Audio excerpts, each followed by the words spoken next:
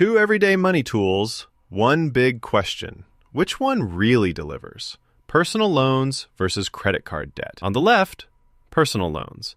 Fixed rates, predictable payments for debt relief. And on the right, credit card debt. Flexible spending, but a high-interest trap. Let's skip the buzzwords and get to the real facts that matter most for your wallet. Each category earns points, and at the end, you'll see exactly who comes out on top.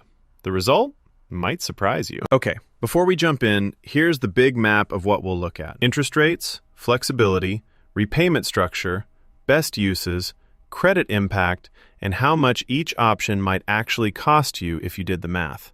Got all that? Cool. Let's dive into each one. First off, interest rates. Listen, this one is huge. Personal loans, usually you're looking at somewhere like 8 to 13%, and that's fixed, so you always know what you're dealing with. That means in the long run, yeah, you're really saving on interest, especially if you've got a decent credit score, because that's how you get the best rates. But, credit cards, wow, those rates, holy cow.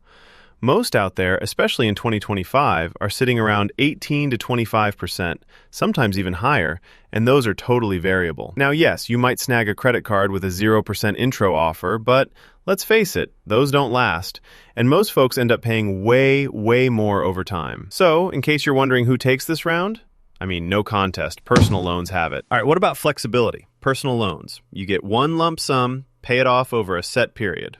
Done. Super simple. But it's not like you can tap back in for more, right?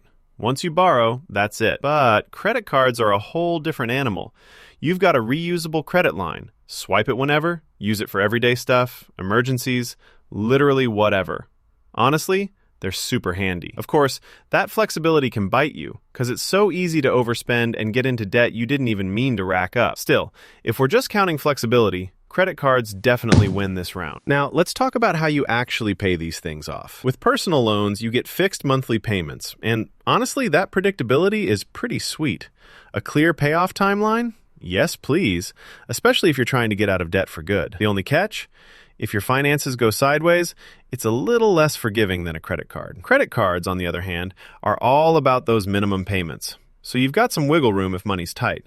But here's where it gets sketchy. If you stick to just the minimum, you could be in debt for literal years, and the interest just keeps piling up. So yeah, if you want a clear path out, personal loans are the move. Oh, and here's something wild. Did you know U.S. credit card debt hit $1.23 trillion in Q3 2025? That's just mind-blowing. It kind of shows how easy it is for people to rack up some serious debt without even noticing. Best uses. This is actually kind of fun.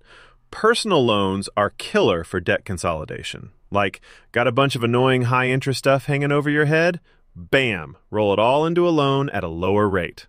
They're also awesome for big purchases, like kicking off some major home repairs. But if you're just managing small, short-term stuff, they're kind of overkill. Credit cards are best for short-term expenses, emergencies like you blow a tire, need a quick fix. Use your card and pay it off next month. Super convenient. But honestly, if you're thinking about ongoing large debt, not a great idea. This one's a tie, because it really depends what you need. Credit impact is a biggie. With personal loans, you actually improve your credit mix. And hey, if you use it to knock out some card debt, your overall utilization drops. That's good for your score. Only thing, there's a hard inquiry on your report up front, so that stings a little. Credit cards, though, can help you build a longer credit history, which is cool. But, and this is a big but, if your balances are high, that really hits your score, not gonna lie. So between the two, personal loans usually come out ahead. Okay, want to know where the real money difference lands? If you take $10K and put it on a personal loan at a decent rate, you're literally saving thousands compared to throwing that on a credit card and just making minimum payments at 20%. Sure, with credit cards, if you're a wizard who pays in full every month, you might escape paying any interest at all. The thing is, most people don't. So yeah, in practical terms, personal loans win on total cost for sure. So, quick recap on the scores. Personal loans came out on top for interest rates, repayment structure, credit impact, and total cost. Credit cards took flexibility.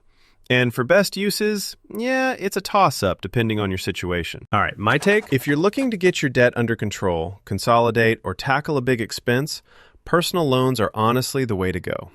Lower rates, clear payoff, What's not to love? But for short-term needs or emergencies, credit cards do have their place, as long as you pay those balances off fast. Otherwise, you're just lining your bank's pockets with interest. So, ready to figure out which option actually works for you? Check out personalloans.com or creditcarddebt.com. Jump in and see your personalized rates. You got